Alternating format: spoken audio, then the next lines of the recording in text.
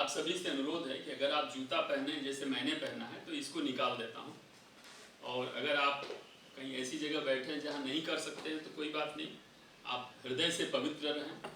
और अगर आपने चमड़े का बेल्ट वगैरह पहन रखा है तो कृपया उसको भी निकाल दीजिए, जूता निकाल दीजिए।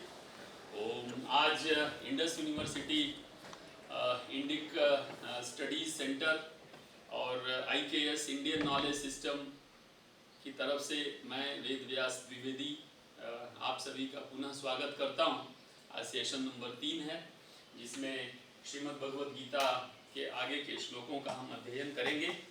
ध्यान रहे कि ये प्रवचन नहीं है, मैं बार बार आपको कहने की कोशिश करता हूँ, ये केवल और केवल एक प्रयास है, यह एक प्रयत्न है कि भगवान द्वारकाधीश ने जो हमें ज्ञान महर्षि वेदव्यास के माध्यम से, श्रीमद् भगवद गीता के माध्यम से दिया, उसको थोड़ा समझने की कोशिश करें।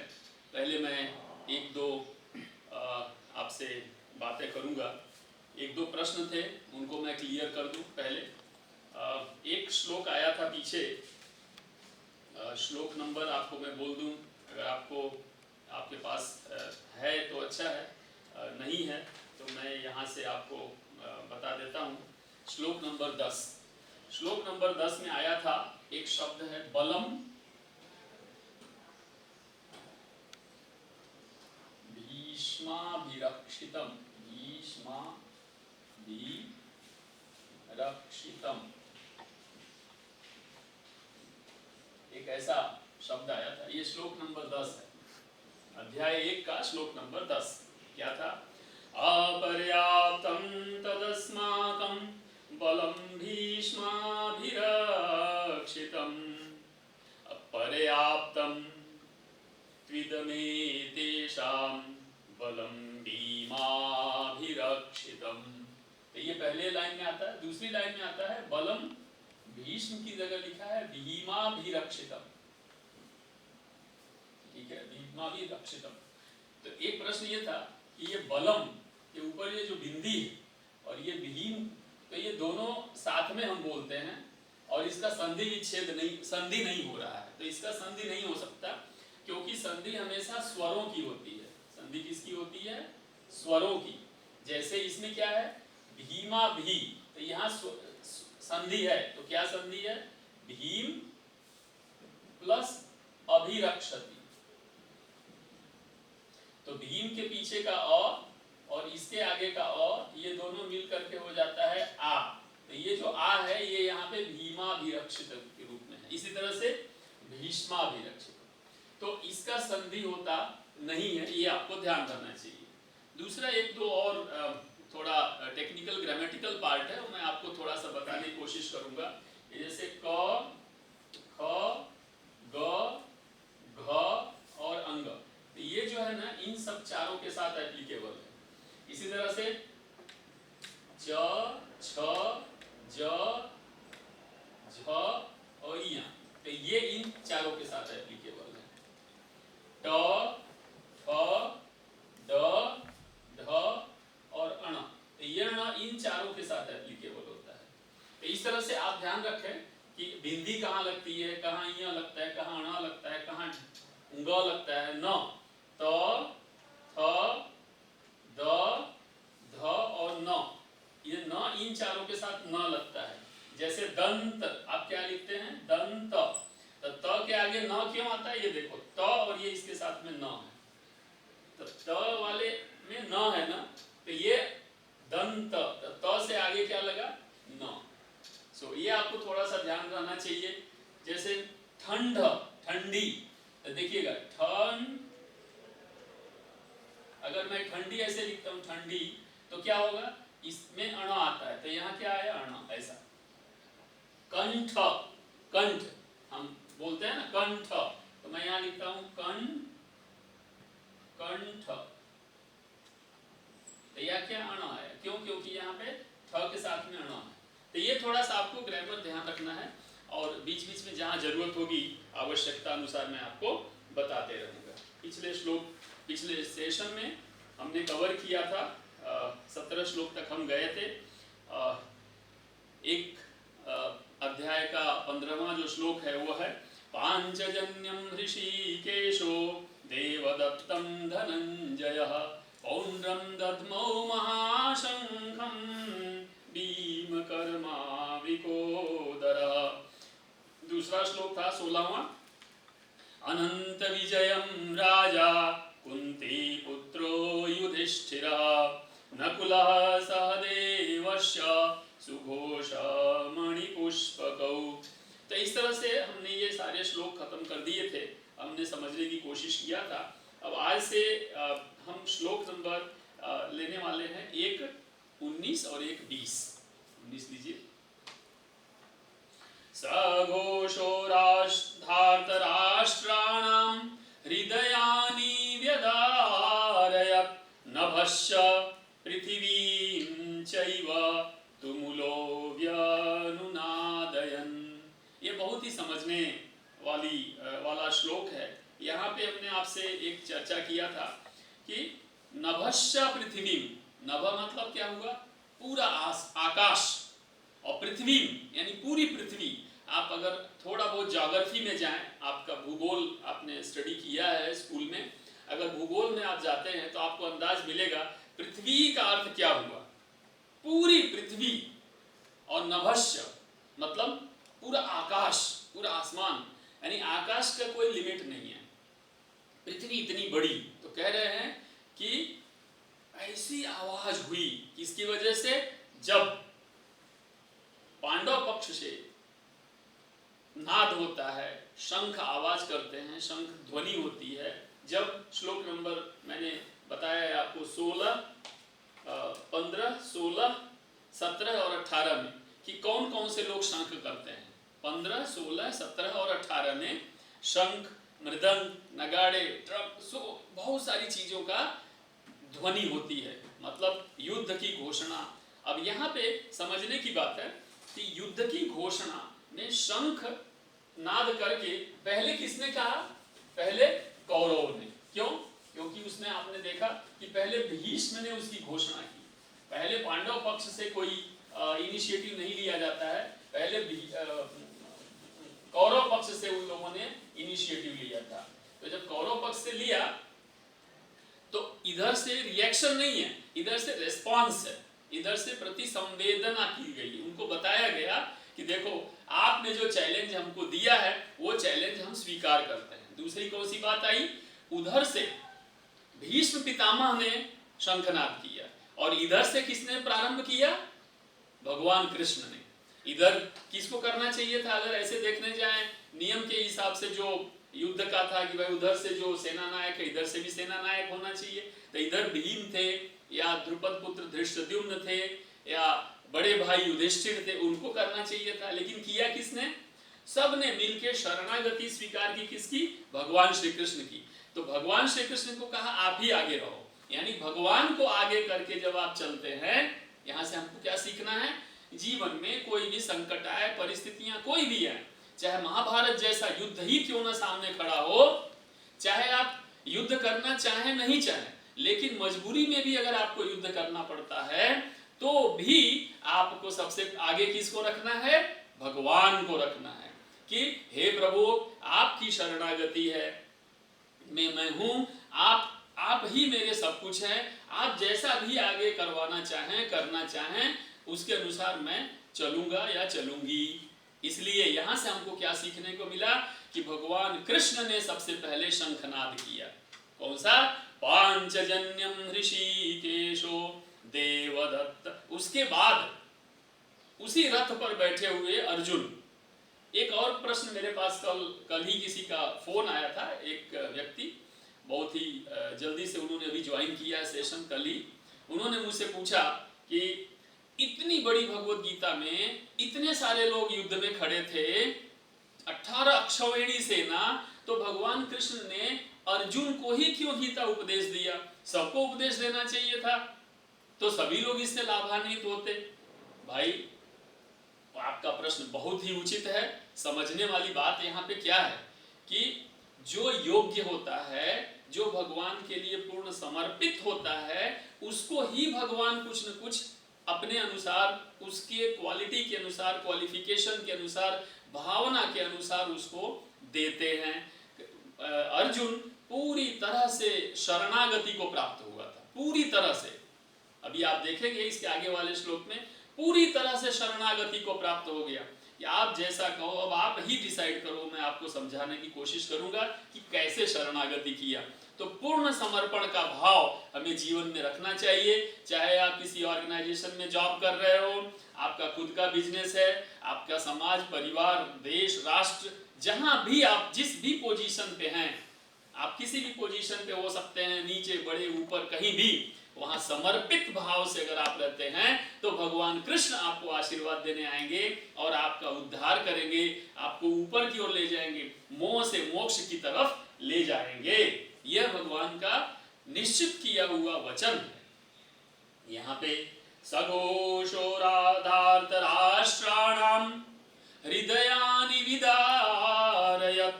धार्तराष्ट्राणाम, धृतराष्ट्र के जो लोग थे, समझिए कि जब पूरा पांडव, श्लोक नंबर देखिए, श्लोक नंबर 15 में भगवान से लेकर के 16 में अनंत विजय राजा, अनंत विजयम राजा, 17 में काश्यश्च और 18 में द्रुपदों से लेके सभी पृथक पृथक सबने अलग अलग शंखनाद जब किया तो होता क्या, रिजल्ट क्या आया, आप समझो। रिजल्ट क्या आया? धार्तराष्ट्र, धृतराष्ट्र के जो लोग थे, अर्थात कौरव पक्ष के जो लोग थे, कितने? 11 अक्षौहिणी सेना, एक दो नहीं, 11 अक्षौहिणी जो सेना थी धृतराष्ट्र के साइड, अर्थात कौरवों के साइड में, उनका क्या हुआ? केवल आवाज सुन के उनको भयानक पना लगा, अर्थात डर गए। अब आप एक बात बताइए कि जब जहां कृष्ण से प्रारंभ होता है वहां डरने का तो कोई प्रश्न ही नहीं है, लेकिन यहाँ पे प्रश्न क्या आया कि भयानक उनको सुनाई दिया। किसको? कौरव पक्ष के लोगों को। भगवान कृष्ण, युधिष्ठिर वगैरह जो लोग हैं, जो इतने दिव्य लोग हैं, उनके शंख की आवाज किसको भयानक सुनाई दी? कौरव पक्ष के लोगों को भयानक सुनाई दी। लेकिन एक चीज समझिएगा, जब मैं अंदर से झूठा होऊंगा, जब मैं अंदर से अपवित्र होऊंगा, जब मैं अंदर से पापी होऊंगा, तभी जाकर के दिव्यता मेरे लिए दुश्मन बनेगी। अर्थात जब अच्छी बात मेरे सामने की जाएगी या मैं अच्छा, कोई मेरे सामने अच्छा कर रहा होगा और मेरे अंदर पाप छिपा होगा, तो उस अच्छे वाले से मुझे जलन होगी, उस अच्छे वाले से मुझे क्या होगा? डर लगेगा। तो कहा कि जब इतनी अच्छी मधुर दिव्य शंखों की आवाज आई, वो दिव्यता का अनुभव उनको नहीं हुआ। उस दिव्यता की जगह कौरव पक्ष के लोगों का हृदय डर गया, विदीर्ण हो गया। अर्थात डर के हृदय के अंदर ऐसे जैसे भाला चुबो दिया गया हो, अंदर कांटा चुबो दिया गया हो, हृदय फट गया हो, अंदर लहूलुहान हो गया, इतना डर लगा उनको। मैंने आपको पहले भी बताया था कि इससे हमको सीखना होता है। तो हम इससे क्या सीख रहे हैं कि जब भी कोई अच्छा कर्म कर रहा है उससे डरने की जरूरत नहीं है। आप उस अच्छे को आप अपने लाइफ में उतारिए। आप गलत कर रहे हैं तो उसको छोड़ के अच्छा करने की कोशिश करिए। तो आप अपना मूल्यांकन कैसे करेंगे?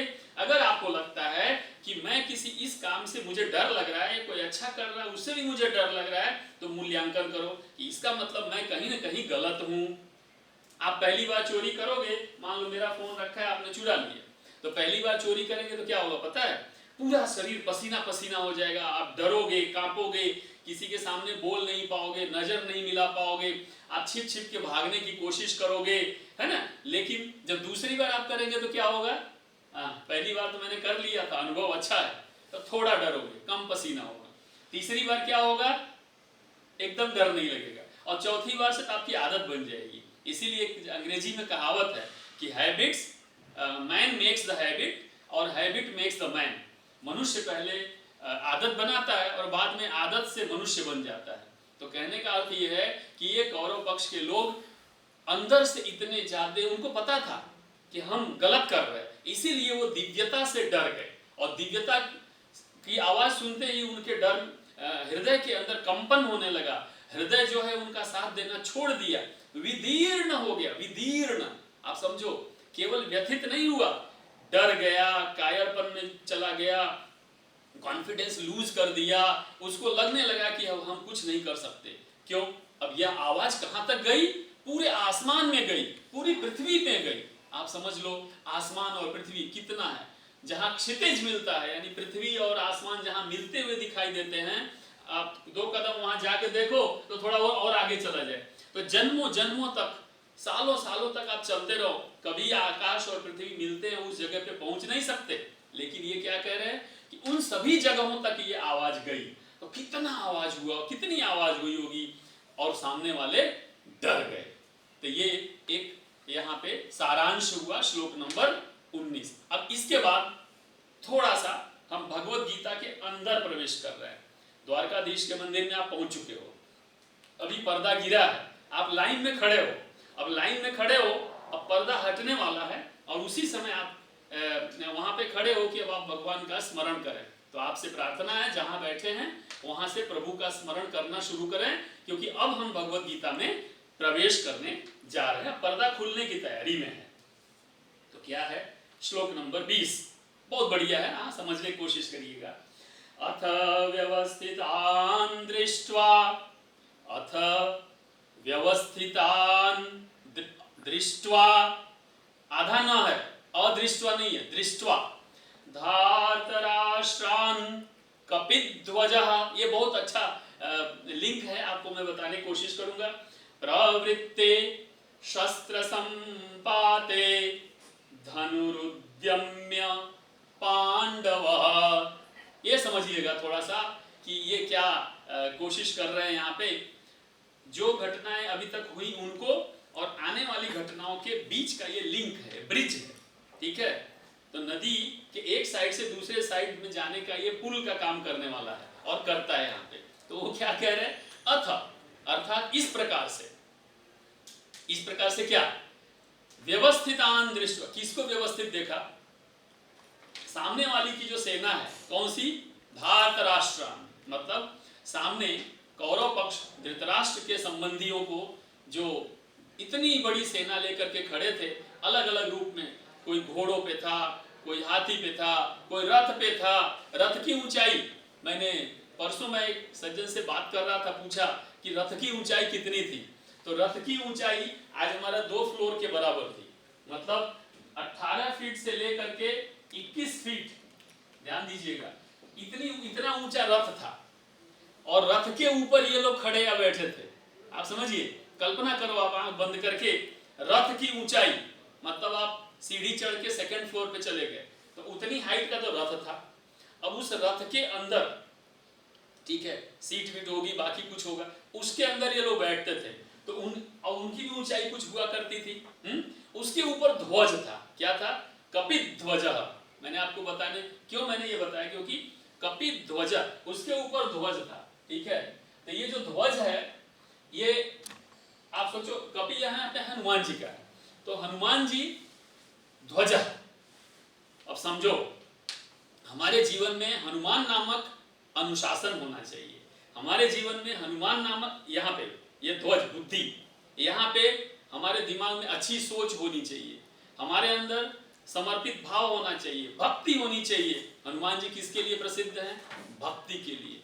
हनुमान जी किसके लिए प्रसिद्ध हैं, अनुशासन के लिए। हनुमान जी किसके लिए प्रसिद्ध हैं, ब्रह्मचर्य के लिए। हनुमान जी किसके लिए प्रसिद्ध हैं, तो जो कुछ भी हनुमान जी की कैरेक्टरिस्टिक्स हैं, जो भी हमने हनुमान चालीसा, रामायण, रामचरितमानस, जिसमें भी जहां भी कहानियों के रूप में या जैसे भी सुना है, पढ़ा है, जाना है, वो सब आप अप्लाई करो और सोचो कि इतने बड़े रथ पे हनुमान जी, जहां भगवान कृष्ण स्वयं है, वहां हनुमान जी कपिध्वजा की जरूरत क्या है, क्या आवश्यकता है। लेकिन नहीं, वहां भी प्रभु की कृपा से हनुमान जी का संरक्षण प्राप्त है, और हनुमान जी नामक जो अनुशासन है, जो हर एक चीज वहां पे उपलब्ध होनी चाहिए।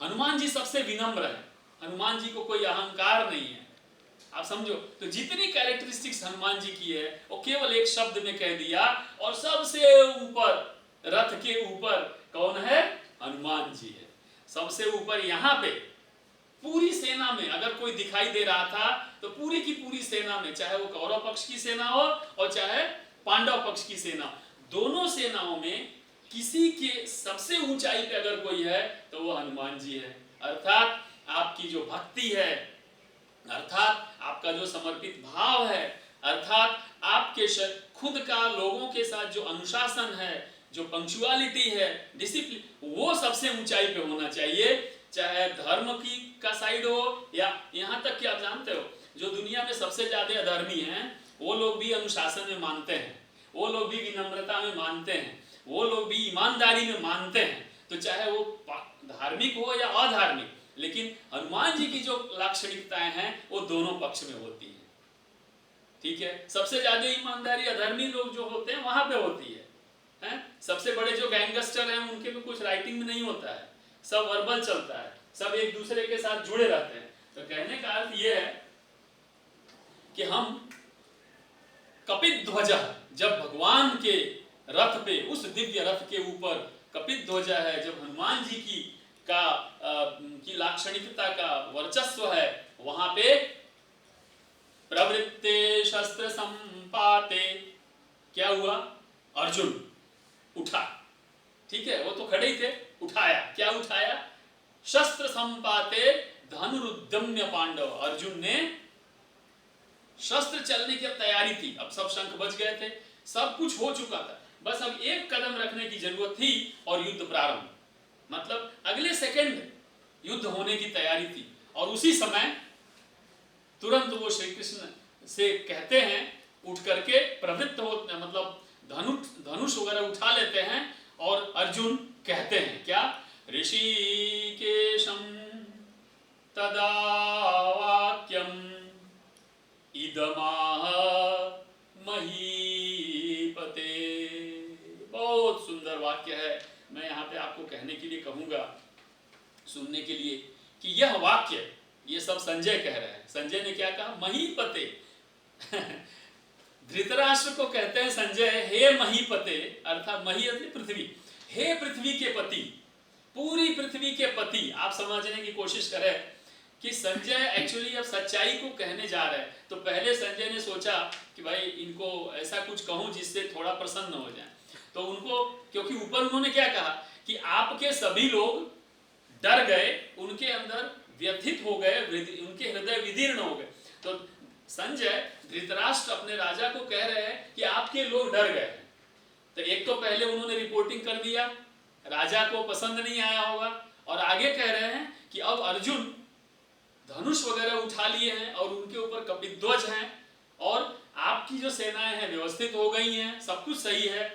तो उन्होंने सोचा अब आगे कुछ मैं कहूं या बोलने जा रहा हूं, उससे पहले मैं थोड़ा सा इनको तो खुश कर दूं। तो उन्होंने उनको महीपते, यानी पूरी पृथ्वी के राजा, पूरी पृथ्वी के मालिक, आप सुनिए कि अब ऋषिकेश, ऋषिकेश आपको याद होगा किसका नाम है, भगवान कृष्ण का। क्यों, क्योंकि उनको सभी इंद्रियों पे उनका कंट्रोल है। ऋषिकेश यानी इंद्रियों का जो स्वामी है, जो हम इंद्रियों के दास हैं, समझिएगा, मतलब समझो ये इंद्रियां ये अंदर, ठीक है, और हम इंद्रियों के दास हैं, यानी हम इंद्रियों के अंदर यहाँ पे खड़े हैं, ठीक है। और भगवान क्या है, वो इंद्रियों का स्वामी है, तो ये भगवान कृष्ण है, ठीक है, ये कृष्ण है।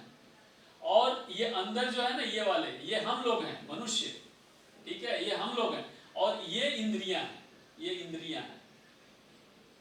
तो क्या कह रहे कि ऋषिकेश यानी भगवान कृष्ण, भगवान कृष्ण कौन, इन सभी इंद्रियों के, ज्ञान इंद्रियां या कर्म, सभी इंद्रियों के मालिक, इंद्रियों के स्वामी, इंद्रियों के पति, पति यानी उनके कंट्रोल करने वाले। तो ऋषिकेशम तदा वाक्यम इदमाह महीपते, हे महीपते, हे राजा धृतराष्ट्र, हे पृथ्वी के मालिक। संजय बोलते हैं, हे पृथ्वी के मालिक, ऋषिकेश को अर्थात भगवान कृष्ण को, अर्थात जो सभी इंद्रियों का मालिक है, जो सभी इंद्रियों के कंट्रोलर हैं, उनको धनुष ले करके शस्त्र चलने की तैयारी है, युद्ध शुरू होने वाला है, और इस क्षण में वाक्यम इदमाह, ऐसे वाक्य कहा। किसने कहा, अर्जुन ने कहा। तो संजय धृतराष्ट्र को कह रहे हैं कि अर्जुन ने कृष्ण से, अब मैं आगे जो कहने जा रहा हूं ऐसे वाक्य कहा। यानी यहां पे चार चीजें हैं, समझ गए, भगवान कृष्ण, धृतराष्ट्र, संजय और यहां पे अर्जुन। तो अर्जुन भगवान कृष्ण से कहते हैं ऐसा संजय ने महीपति अर्थात धृतराष्ट्र से कहा। आगे लीजिए, बहुत ही मजेदार है, आप समझेंगे तो आपको। जी क्या कहा? किधर चला गया? ऊपर चला गया, ऋषिकेश नीचे जाइए। अर्जुन, हाँ, सेनयोरुभयोर्मध्ये रथं स्थापय मेच्युत। अरे वाह, बहुत बढ़िया। अब मैं यहाँ पे थोड़ा आपको समझाने की कोशिश करता हूं। ऐसे आज वो अर्जुन वहां पे धनुष उठा के एकदम वीरता के साथ, अब ये चीज मैं आपको बाद में लिंक करूंगा, आपको समझाने की कोशिश करूंगा। यहाँ पे अर्जुन भगवान को अच्युत कहते हैं। अच्युत का अर्थ क्या होता है? एकदम स्टेबल, एकदम स्थिर, जो किसी भी परिस्थिति में भी मतलब गिरते नहीं हैं, अच्युत है, एकदम पूरी तरह से स्थिर है। और ऐसे भगवान को संबोधित करते हुए कहते हैं सेनयोः, यानी दोनों सेनाओं के बीच में, मध्य बीच में, उभयो मतलब ले चलो, रथम स्थापय। स्थापय आप समझ रहे हो, हम मंदिर में स्थापना करते, भगवान की मंदिर में मूर्ति की स्थापना होती। ऐसा नहीं बोला कि आप मेरा रथ वहां ले चलिए। उन्होंने क्या कहा? हे अच्युत, मतलब हे सबसे ज्यादा स्थिर मनुष्य, सबसे ज्यादा स्थिर व्यक्ति, चेंजलेस, जो अडिग जो कह सकते हैं, कि आप हमारा यह जो रथ है उसको दोनों सेनाओं के मध्य में स्थापित करो। आप समझो कितना रिस्की काम है, कितना रिस्की काम है कि युद्ध की घोषणा हो चुकी, सब कुछ हो गया, और आप जाके बीच में खड़े हो जाओ, तो वहां पे आपके ऊपर अटैक करके आपको उठा के लेके चले जाएंगे, ऐसा हो सकता है। लेकिन उन्होंने कहा हे अच्युत, अर्थात उनके हाथ में कंट्रोल दिया कि मुझसे ज्यादा आप रिलायबल हैं, तो आप ही ये निर्णय लें, मैं तो कह रहा हूं, लेकिन आप उसको वहां पे स्थापित करें, यानी रथ को वहां पे ले जाके रोक दीजिए, ठीक है? ऐसा अर्जुन ने कहा। ये चीज संजय ने महीपति अर्थात धृतराष्ट्र से कहा। अब आगे क्या होता है? अब यहां से लगभग अब पर्दा खुल चुका है। अब पर्दा खुलने के बाद अब आप थोड़ा दर्शन प्राप्त करेंगे। श्लोक नंबर 22 में, यावदेतान् निरीक्षेऽहं योद्धुकामान् अवस्थितान् कैर्मया सह योद्धव्यम् अस्मिन् रणसमुद्यमे। बहुत ही बढ़िया चीज कही है। मैं ये दोनों साथ में लूंगा, ऊपर का और नीचे का, 22 और 23। योत्स्यमानान् अवेक्षेऽहं य एतेऽत्र समागताधार्त राष्ट्रस्य दुर्बुद्धे युद्धे प्रियचिकीर्षवः। बहुत ही अच्छी चीज लिखी है, आप देखिएगा अर्जुन ने क्या कहा। एक जो अंदर से पूरा निर्मल व्यक्ति है, अंदर से एकदम सेल्फलेस व्यक्ति है, इसीलिए मैंने आपको कहा अर्जुन के पास वो योग्यता थी जो कि भगवत गीता उनको सुनाई जा सके। तो एकदम निर्मल, एकदम सेल्फलेस, स्वार्थ रहित व्यक्ति है। स्वार्थ रहित व्यक्ति क्या कह रहे हैं कि मैं जरा चलूं, मैं देखूं तो भला कि कौन से लोग मुझसे युद्ध करने वाले हैं। अथवा इनडायरेक्टली अगर आप देखें तो वो ये भी कहना चाह रहे हैं कि मैं ये तो देखूं कि मुझे किससे किससे युद्ध करना है। आपको बात समझ में आ रही होगी। उस समय का सबसे महान धनुर्धर, सबसे ज्यादा बलशाली व्यक्ति, जिसके ऊपर पूरी की पूरी सेना का विजय अथवा पराजय निर्भर करता था, वो भगवान कृष्ण से कहते, हे अच्युत, आप कृपया मेरे रथ को वहां ले चलें, मध्य में स्थापित करें।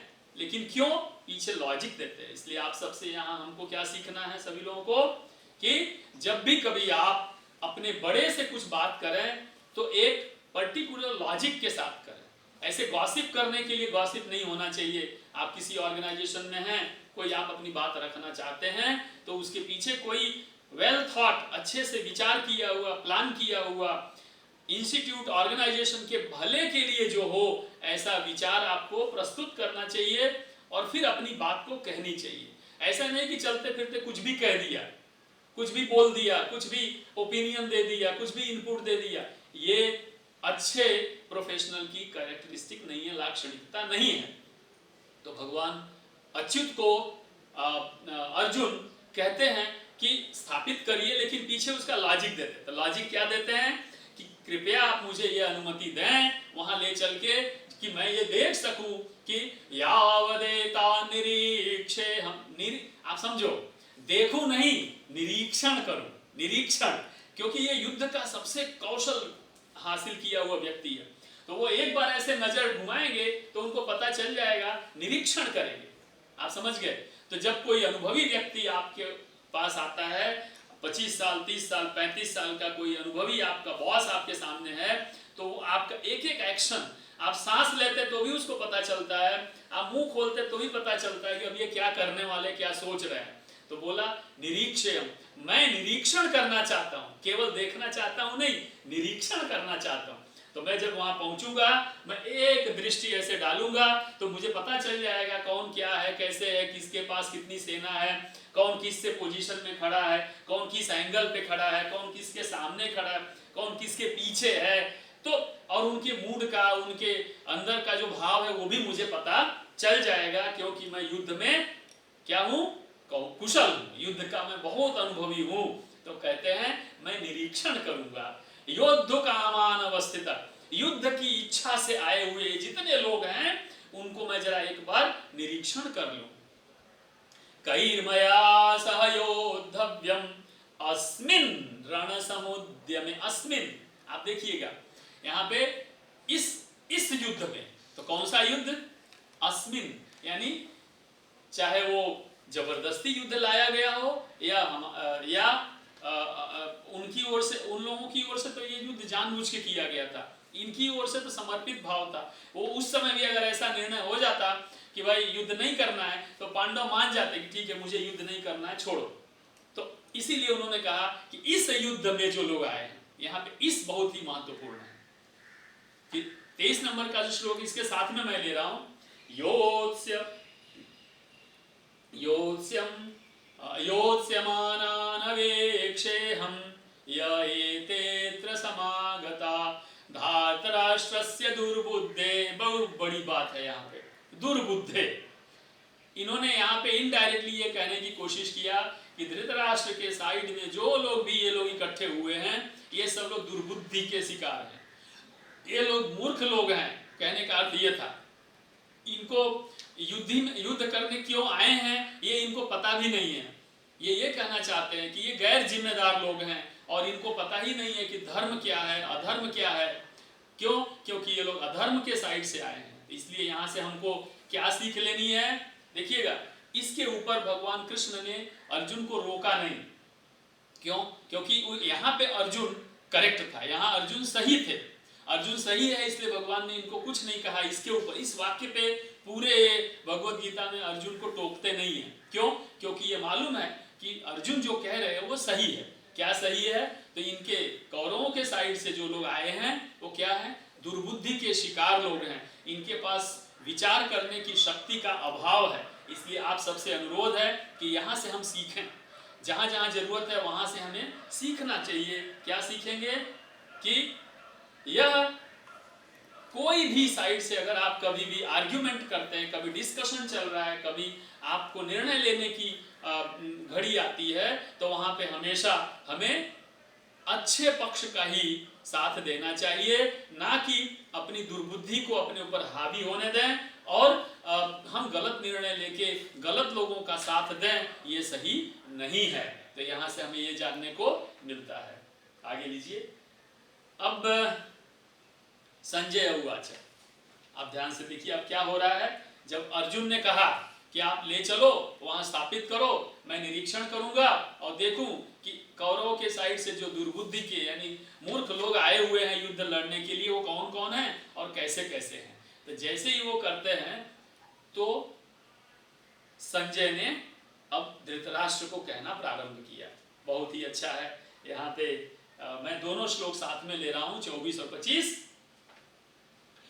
एवं मुक्तो ऋषिकेशो, ऋषिकेशो, देखिएगा मैं आपको आज एक लिंक देने वाला हूं, लगभग आपको बहुत अच्छा लगेगा, समझ में आएगा, आपने बहुत स्टडी किया ही होगा, लेकिन मैं मेरी ओर से आपको ये बताने की कोशिश करता हूं। गुडाकेशेन भारत, यहाँ 3 लोगों को संबोधित किया गया है। संजय ने क्या कहा? हे भारत, अर्थात पूरे भारतवर्ष के राजा। कौन? संजय इस समय किससे बात कर रहे हैं? धृतराष्ट्र से। तो भारत किसके लिए इस्तेमाल हुआ है? धृतराष्ट्र के लिए। तो संजय ने धृतराष्ट्र से, संजय उवाच हे भारत, हे भारत अर्थात हे धृतराष्ट्र राजा। भारत कौन? भरतवंशी, जो भारत उनका नाम क्यों पड़ा? क्योंकि वो भरतवंशी है। तो भरत राजा के वंशज में, क्यों ऐसा कह रहे हैं आप समझिएगा, उनको याद दिलाने की कोशिश कर रहे हैं कि आप तो इतने महान राजा वंशज के वंशज हो, यानी आप तो अभी भी कुछ सोच सकते हो। कहने का मतलब ये है अभी भी कुछ सोचो, अपने खानदान के लिए, अपने कुल के लिए अभी भी कुछ सोचो। हे भारत अर्थात भरत वंश के बारे में सोचो कि ये युद्ध होने जा रहा है, आप अभी भी इसको रोक सकते हो। इनडायरेक्टली संजय ने ये कहा, आप समझिएगा, बहुत बड़ी बात है इसके अंदर। नहीं तो यहाँ वो कह सकते थे हे महीपते और कुछ भी कह सकते थे, लेकिन ये नहीं कहा। उन्होंने उनके अस्तित्व पर सवाल उठाया। अस्तित्व क्या है? तुम इसलिए आज राजा हो क्योंकि तुम भरतवंशी हो। तुम अपने क्वालिटी से, अपने गुणों के वजह से राजा नहीं हो। तुम राजा इसलिए बने हो क्योंकि तुम भरतवंशी हो। इसलिए आज तुम्हारी जिम्मेदारी है कि अगर अभी भी चाहो तो यह अधर्म का युद्ध रोक सकते हो, अन्यथा पूरा भारत अर्थात भरत वंश के ऊपर सवाल प्रश्न खड़ा होगा। ऐसा संजय कहना चाहता है। यह मैं आपको लिंक देना चाहता था। दूसरा, गुडाकेशेन, आप देखिएगा गुडाकेशेन, गुडाकेशेन का अर्थ क्या हुआ? ऐसा व्यक्ति जिसने निद्रा के ऊपर विजय प्राप्त कर लिया। ये एक इतिहास में लक्ष्मण है, लक्ष्मण ने भी निद्रा पे विजय प्राप्त किया था। तो निद्रा पे विजय प्राप्त करने का यहाँ निद्रा क्या है? तो निद्रा मतलब हुआ आलस्य। निद्रा मतलब क्या हुआ कि आप भान में नहीं होते, आपको पता ही नहीं आप क्या कर रहे हो, जैसे कि लोग मदिरा पीने के बाद हो जाते हैं। तो निद्रा का अर्थ क्या हुआ? निद्रा पे विजय प्राप्त करना, अर्थात हर एक प्रकार से जागृत होना, हर एक प्रकार से जागरूक होना, यानी आप हमेशा अवेकन रहते हो, आप हमेशा जो है एक्टिव प्रवृत्ति में आप रहते हो, आप आलसी नहीं होते हैं। तो गुडाकेशन। तो संजय ने अर्जुन का नाम क्या दिया? श्लोक नंबर मैं लिख के बताऊंगा आपको, क्यों लिख रहा हूं वो भी बताता हूं। 1.24 में गुडाकेश बोलते हैं। कौन बोलते हैं? संजय। किसको? अर्जुन को। संजय अर्जुन को गुडाकेश कहते हैं। और अभी आप देखिएगा आगे चल के श्लोक नंबर, मैं आपसे अनुरोध करूंगा आप ले लीजिए श्लोक नंबर 47 पे जाइए।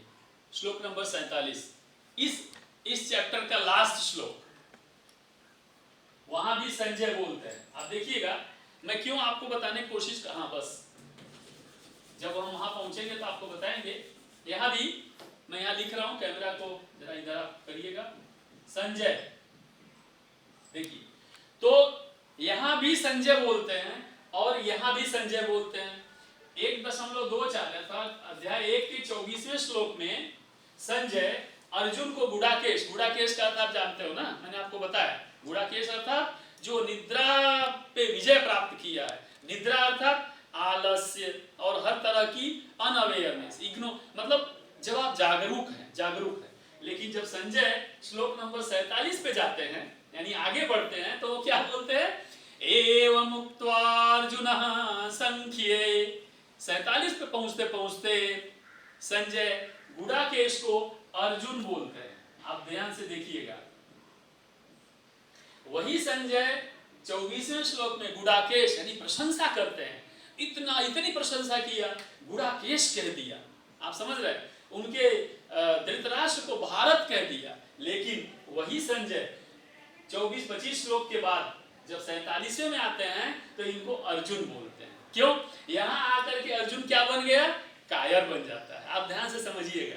तो वहां पे वो गुडाकेश है, क्यों? धनुष उठाते हैं, दोनों रथों के बीच में, सेनाओं के बीच में जाते हैं और जा करके देखते हैं, निरीक्षण, यानी योद्धा का लक्षण है वहां पे, वो गुडाकेश है। वहां पे वो जीत के लिए है, वहां एकदम एक्टिव है। और जब 47 में पहुंचते हैं तो अर्जुन क्या होते हैं, वो जाके रथ में पीछे छिप के बैठ जाते हैं, छोटे बच्चे की तरह। तो उस समय संजय अर्जुन बोलते हैं, उस समय गुडाकेश नहीं बोलते हैं।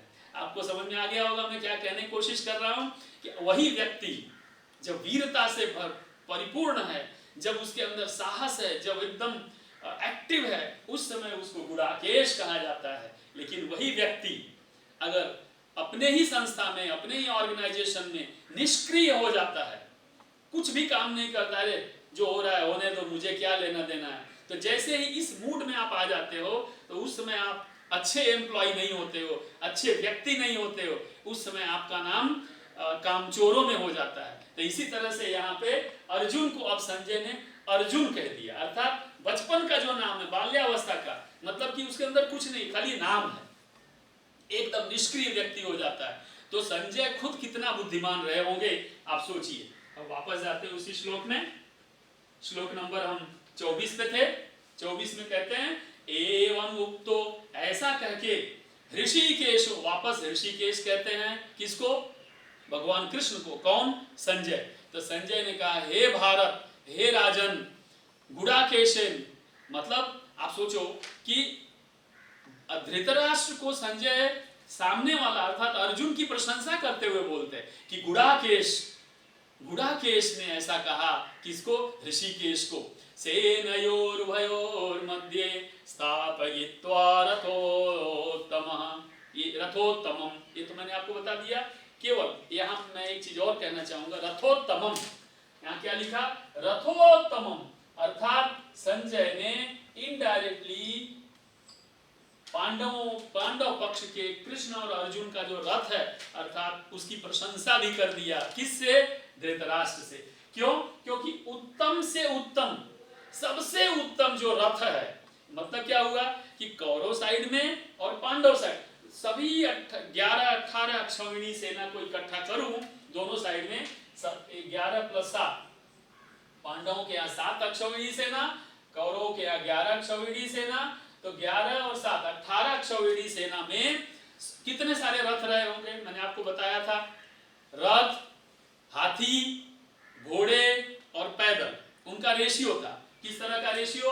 तो अगर एक रथ है, ठीक है, एक हाथी है, 3 घोड़े हैं, तो 5 पैदल हैं, ये रेशियो था। मान लीजिए आपकी सेना में 10 हाथी है, तो 10 रथ होंगे, 30 घोड़े होंगे, 50 पैदल होंगे, ये उनका रेशियो था। तो 18 अक्षौहिणी सेना में अगर आप ये रेशियो देखने जाओ, तो ये जो रथ है, तो दोनों साइड में ऐसे रथ होंगे। तो मान लो इनके पास 7 अक्षौहिणी है, उदाहरण के लिए मान लो इनके पास मान लो 7000 इनके पास रथ है, तो इनके पास मान लो 11000 रथ रहे होंगे, उदाहरण के लिए। मैंने स्टैटिस्टिक दिया था आपको पहले, तो 11 + 7 18000 हो गए अप्रोक्सीमेटली। तो अप्रोक्सीमेटली तो इतने सारे रथ होंगे। ये सभी रथों में सबसे अच्छा रथ कौन सा है? जिसपे अर्जुन सवार है, जिसपे गुडाकेश और ऋषिकेश हैं। ऐसा संजय राजा धृतराष्ट्र को कहते हैं। आप एक चीज समझो, अगर आप अपने जिस ऑर्गेनाइजेशन में काम कर रहे हो, आप जिस संस्थान, जिस देश में हो, जिस राज्य में हो, आप उसकी बुराई करो और आपके जो दुश्मन हैं, यानी आपके सामने वाले, आप उनकी प्रशंसा करो, तो आप वहां पे टिकोगे? आपको कोई नौकरी देगा? आप उस राज्य में रह सकते हो? आप उस राष्ट्र के नागरिक कहलाओगे? नहीं, नहीं ना। लेकिन यहाँ पे संजय कितना तटस्थ है, कितना तटस्थ है, आप समझने की कोशिश करो। गलत है उसको गलत कहते हैं, लेकिन बुद्धिमानी पूर्वक, और सही है उसको सही बोलते हैं बुद्धिमानी पूर्वक। तो आपको यहाँ पे संजय से सीख लेनी है, यहाँ पे ऋषिकेश या गुडाकेश या भारत से सीख नहीं लेनी है। सीख किससे लेनी है हमको? संजय से। आप समझो, संजय एक सिंपल सा एम्प्लॉई है, राजा का सेवक है, राजा का रथ चलाने वाला रथिक, केवल वो रथ चलाते हैं, लेकिन उसके अंदर भी इतनी हिम्मत तो है कि अपने राजा को जो गलत है उसको गलत कह सकता है। तो हमें यहाँ से सीखना चाहिए कि हम अपने इंस्टीट्यूट, अपने ऑर्गेनाइजेशन में अगर कुछ गलत हो रहा है तो उसको सुधारने के लिए हम अपने बॉस, अपने जो अधिकारी गण हैं, अपने से ऊपर के जो लोग हैं, उनको बुद्धिमानी पूर्वक यह बता सके कि ये गलत है, इसमें सुधार करने की आवश्यकता है, अन्यथा इससे नुकसान हो सकता है।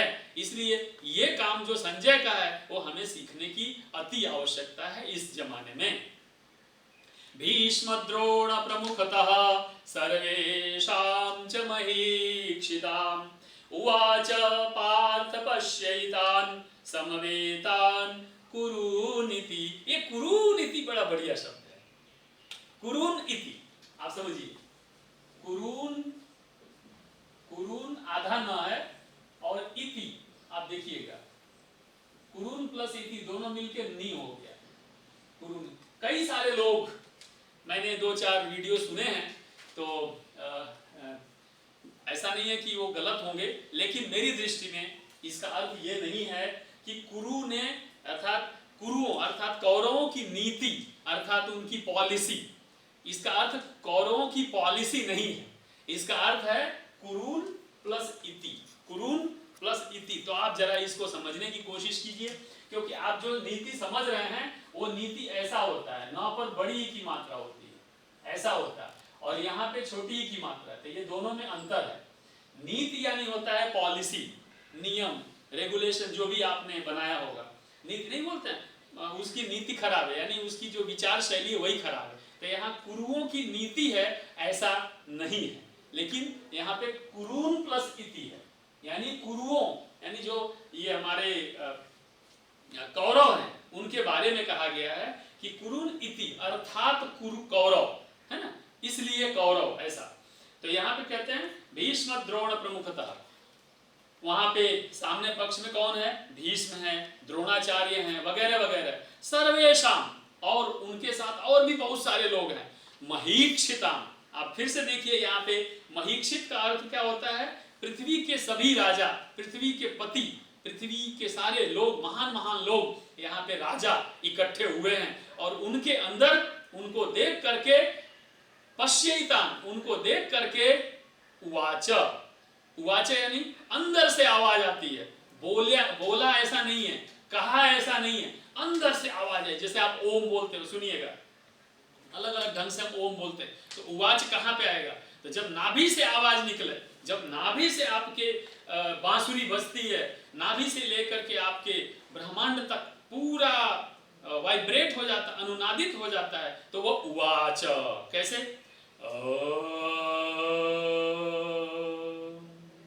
कुछ लोग कैसे बोलते हैं? गले से बोलते हैं, कुछ लोग क्या यहां से बोलते हैं, गले से बोलते हैं। आपको नाभि से बोलना है।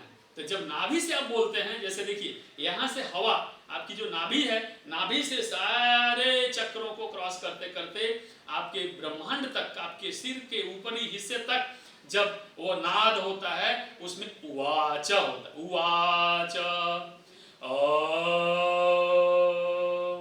वहां से उत्पन्न होता है, उसको उवाच कहते हैं। और बोलना किसको कहते हैं? गले से, ठीक है। बोलना, कहना किससे कहते हैं? दिमाग से। तो उवाच, तो वहां पे अर्जुन ने, जिसका नाम पार्थ है, पार्थ, और पार्थ ने कहा, क्या कहा? आगे चलें, शायद एक श्लोक और ले पाएंगे, है ना।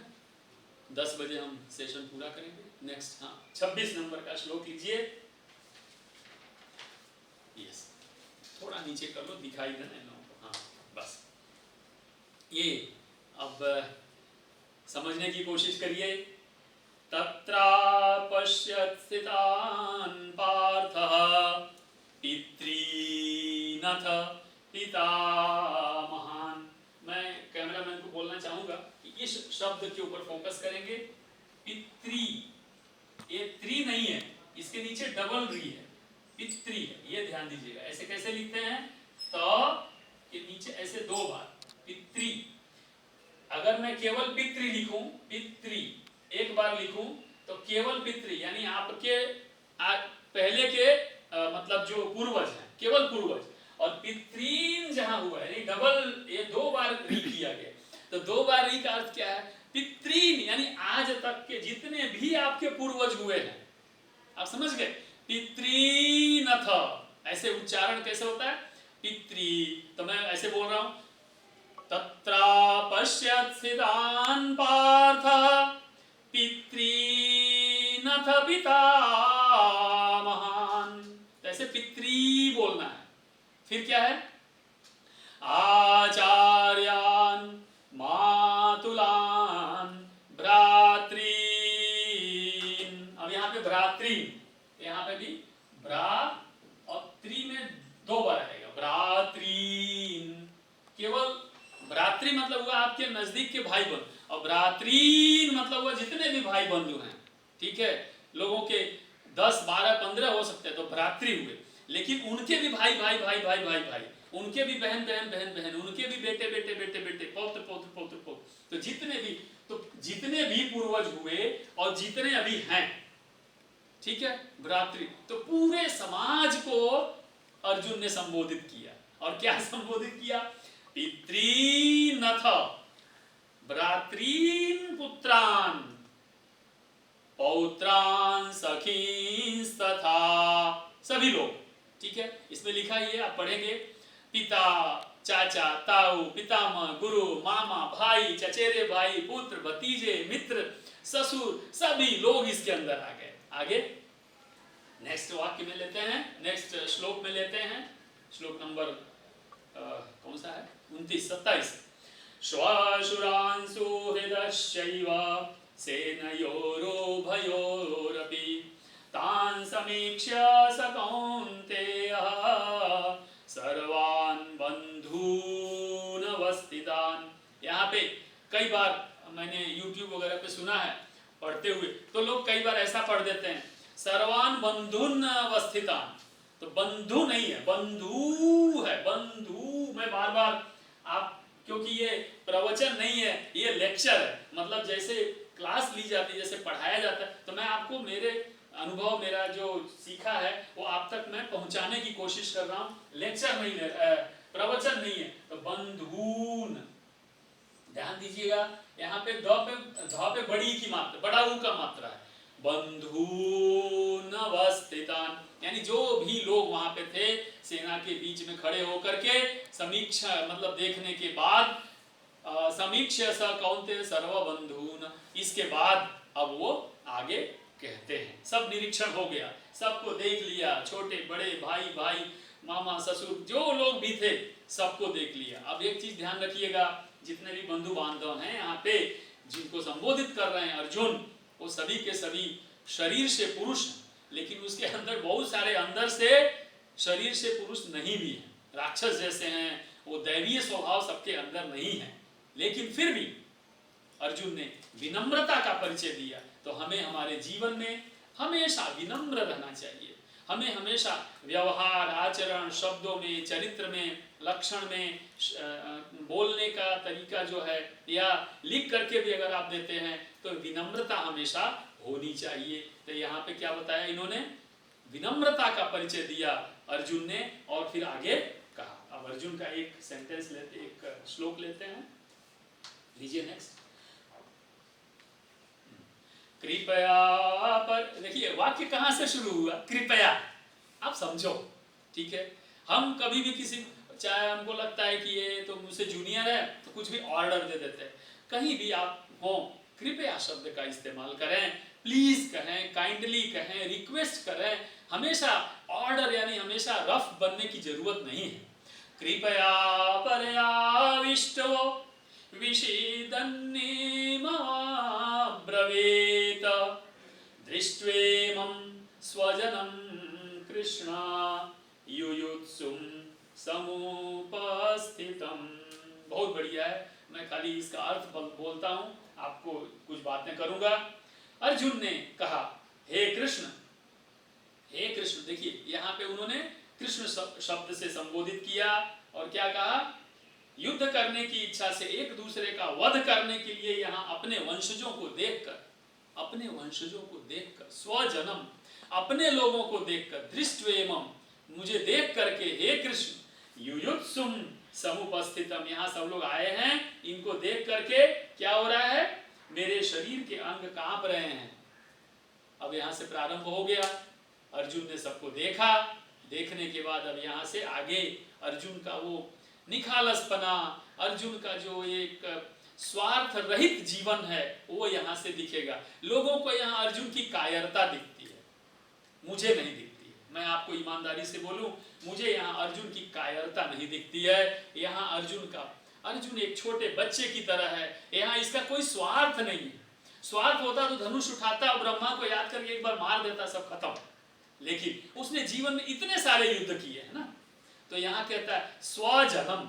यहाँ पे अब देखिए, केवल अपने लोग जो हैं उनको नहीं, उसने इसके पहले वाले श्लोक में ऐसा कहा, मामा नाना, उनके सभी परिवार, सभी दूर दूर के भाई, दूर दूर के मामा, दूर दूर के परिवार के लोग भी हैं इसमें, केवल उनके क्लोज परिवार के लोग नहीं हैं। तो बोला इन लोगों को देख करके अब मुझे कुछ तकलीफ हो रही है, मैं परेशानी में गया हूं। तो हे कृष्ण, यहाँ उन्होंने प्रारंभ किया, कृष्ण से प्रारंभ किया कि हे कृष्ण आप जरा ध्यान दो कि अब मेरी तबीयत नहीं ठीक लग रही है, मुझे अंदर से अच्छा नहीं लग रहा है। और ऐसा कहते हुए आगे क्या बोला, सीदंती, आगे लीजिए, मम गात्राणि मुखम च परिशुष्यति वेपतुष्य शरीरे में रोमहर्षश्च जायते।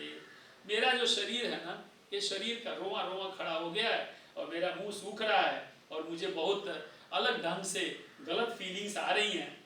मैं सब एक साथ चारों श्लोक ले लूंगा। गांडीवं स्रंसते हस्तात् त्वक्शैव परिदह्यते न च शक्नोम्यवस्थातुं भ्रमतीव च मे मनः निमित्तानि च पश्यामि विपरीतानि केशव न च श्रेयोनुपश्यामि हत्वा स्वजनमाहते। ये सारे श्लोक एक साथ में अगर हम इनका अर्थ समझने की कोशिश करें, इसके बाद हम आज ये बंद करेंगे।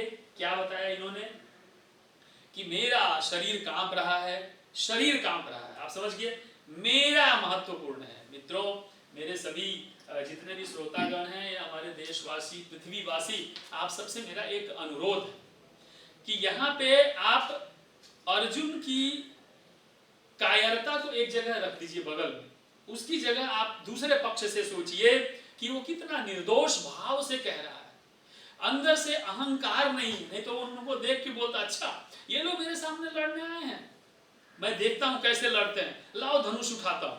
ऐसा नहीं किया उन्होंने। क्या उसके अंदर कैसा परम भाव है, कृपालु, अंदर से दयालुता का भाव है और उस भाव के साथ अपने लोगों के साथ अपनापन का भाव है। हाँ, एक चीज जरूर है यहाँ पे कि अगर उनके अपने लोग नहीं होते तो अर्जुन को शायद ये भाव नहीं आता, लेकिन वहां उसने अपने ही देश के लोगों को देखा, अपने ही राष्ट्र के लोगों को देखा, अपने ही समाज के लोगों को देखा, चाहे वो हस्तिनापुर के हो, चाहे वो काशी के हो, चाहे वो विराट के हो, चाहे वो कहीं से भी हो, लेकिन उन्होंने कहा कि ये सब हमारे ही लोग हैं, हम अपने लोगों को क्यों मारें। और वैसा मन में भाव आते ही उनके करुणा का भाव आया, दया का भाव आ गया। क्यों? इसका कारण ऊपर कपित ध्वजा, आप समझ गए, ऊपर कपित ध्वजा और सामने कौन है? दिव्य भगवान कृष्ण है। तो इनका लक्षण उनके शरीर में, उनके मन में आना अनिवार्य था, होना ही था। तो उनके कह रहे हैं हे कृष्ण, हे माधव, अब मेरे मुख सूख रहे हैं, मेरा शरीर कांप रहा है, मेरे शरीर के एक एक जो हर्ष है वो खत्म हो गया, मतलब रोम हर्ष हो गया, यानी रोमे खड़े हो रहे हैं। मैं हे कृष्ण, हे केशव, मुझे अमंगल लक्षण दिखाई दे रहे हैं, अपने बंधु बांधवों को वध करने में मुझे कुछ अच्छा दिखाई नहीं दे रहा है, और इनको करके मैं क्या सुख प्राप्त करूंगा, ऐसा करने से क्या होगा। तो ये चीजें आगे लीजिए, ये 2-3 श्लोक ले लें बस। गांडी वो मेरा खिसकता जा रहा है, गांडी वहां सोचो जिसके गांडी से विश्व डरता था, वो गांडी कह रहे गांडी मुझसे दूर जा रहा है।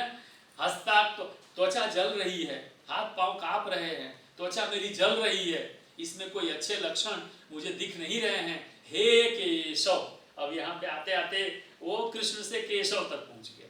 केश एक जो उसका वध किया था राक्षस का, तो उस राक्षस के वध करने वाले, मतलब अब अर्जुन कृष्ण को बहुत बड़ा करके देख रहे हैं। अभी तक तो वो उनका रथ का चालक देख रहे थे, अब जब वो खुद इस भाव में चले जाते हैं तो कृष्ण उनके सामने बहुत बड़े दिखते हैं। तो बोलते हैं कि हे, अब बहुत वीर योद्धा की तरह दिखने लगे, तो कह रहे हैं हे केशव। केशव क्योंकि उन्होंने बहुत बहादुरी के साथ उनका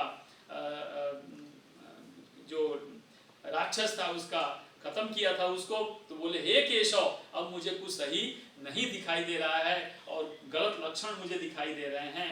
ले लीजिए, न कांक्षे विजयम कृष्ण न च राज्यम सुखानि च। विजय लेके हम क्या करेंगे, ये सब लोग तो मर जाएंगे, विजय लेके हम क्या करेंगे हे कृष्ण, और राज्य में सुख हम लेकर के क्या करेंगे, उससे हमको कोई फायदा नहीं होने वाला है। किम नो राज्य न गोविंद। अब यहाँ गोविंद आप समझ रहे हैं, गोविंद मतलब फिर से होता है कि जितने आपके सेंसेस हैं, जितने उनका नोअर, उनका मालिक, उनको जानने वाला, उनको कंट्रोल करने, तो हे गोविंद। गो अर्थात यहाँ क्या है, वो गाय, गायों को चराने वाला, अर्थात गाय अर्थात होता है यहाँ पे गौ अर्थात इंद्री, तो इंद्रियों को चराने वाले अर्थात। क्यों ऐसा बोला, क्योंकि अर्जुन की जो इंद्रियां हैं वो उनका साथ नहीं दे रही थी, तो उसने गोविंद को याद किया कि हे गोविंद, मेरी इंद्रियां मेरा साथ नहीं दे रही हैं, अर्थात तुम तो आप तो इंद्रियों के मालिक हो, इसलिए मेरी इंद्रियों को आप समझो, आप इनके मालिक हो। यानी समर्पण का भाव आ गया, पूरी पूर्ण भक्ति का भाव आ गया यहाँ पे। इसलिए अब मुझसे तो कुछ हो नहीं रहा है, मुझे कुछ अच्छा दिख नहीं रहा है, अब आप मुझे संभालो, अर्थात मेरी इंद्रियों को अब आप कंट्रोल करो। अब आपकी शरणागति मैंने स्वीकार किया, अब मुझे किसी भी प्रकार के भोग की इच्छा नहीं है, मैं क्या जी के क्या करूंगा, जिंदा रह के क्या करूंगा।